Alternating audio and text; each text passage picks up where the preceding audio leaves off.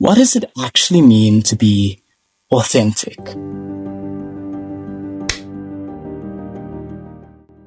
I've wondered one thing that I've actually really wondered about. What does it mean to be authentic? So help me figure out what authenticity is by looking through it in different lenses. Welcome to the first perspective. This is the perspective of Dr. Theo Thaddeus, who is a neuropsychologist, an assistant professor, and a profound author. So, he tells us three things before he even gets into his whole evaluation of what authenticity is. He says that authenticity is not being honest, it's not being consistent, and it's not being real. What his definition is that authenticity is showing up or not showing up. Those are his words quoted. What this basically means is that he's saying whatever you think, you feel, or you do in that moment, that's you. That's you being authentic. And it's actually a very interesting point that he brings up. He says that as soon as he started reading more and more and more, he realized that authenticity is not a personal trait or a personal quality, but more of an emotion. Because it actually follows a lot of things that emotions do, especially in the psychology literature. It generates effect, it fluctuates, you can't predict it, it has opposite emotions, it can't be measured subjectively, it's all this stuff, What happens when I do feel inauthentic, when I feel fake, like an imposter? Well, Dr. Theo addresses this. He does say that when you do feel inauthentic, it has nothing to do with authenticity. It's more to do with the aspect that you do not like about yourself.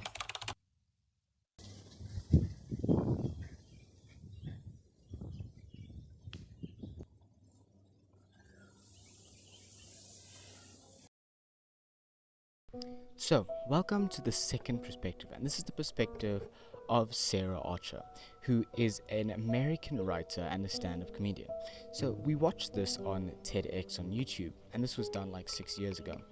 And I think her case was the most realistic view of in your life when you can ask yourself, what does it mean to be authentic? So she decided to take this authenticity view from a philosopher's point of view, using famous people like Seamus Heaney, E.E. Cummings, and James Baldwin, and she uses Alan Watts actually as her primary philosopher. So Sarah uses her whole journey of self-discovery to now understand what authenticity is, and then use that authenticity to help develop and grow herself within her life to feel more fulfilled.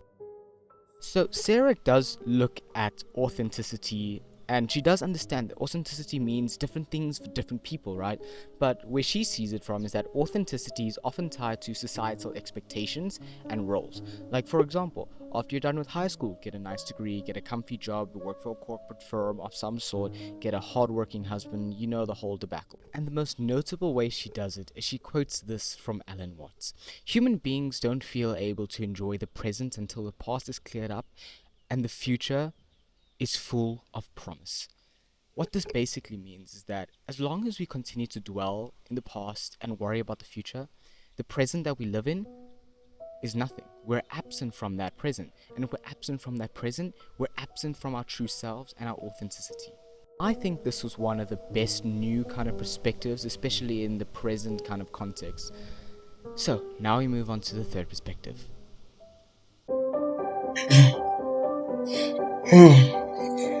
Okay, now this is the third perspective. And the third perspective is arguably the most important perspective, because this is the perspective of people. So we've covered the perspectives of neuropsychologists, of American writers and stand-up comedians, but I think it's something that I've missed over the past few days. And I was going to do some YouTubers and whatever, but I think this is more important.